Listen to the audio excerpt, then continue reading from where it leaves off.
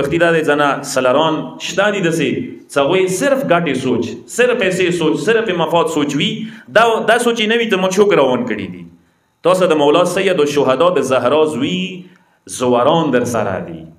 د یو ظاهر حسیني ډېر زیات قیمت لري پکار دی دې ته ډېر زیات قادر وکړي خادم یې وګرځېږي دومره زیات چې دوی څخه ته مثال ضرورت وي هغه ته ها شی پرا کې لکه زه مثال در کوم ګوړي ځنه واخلي ضرورت نه وي پرا ژمي کې ګوړي کې مثلا ګرمایش نظام نه وي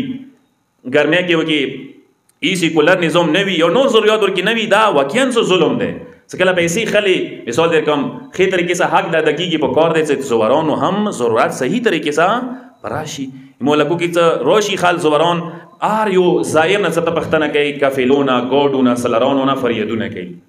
او بنده خدا دا صرف ایتا دنیوي فریادونه نه ایستونه وکړل که یو ظاهر د ازار و زیات کړلو ځان ته داسې وایي چې برزخ د قیامت سزاوانې واخیستلې په کار دی دا انسان خیال دي شي وسطي صلوات محمد و آل محمد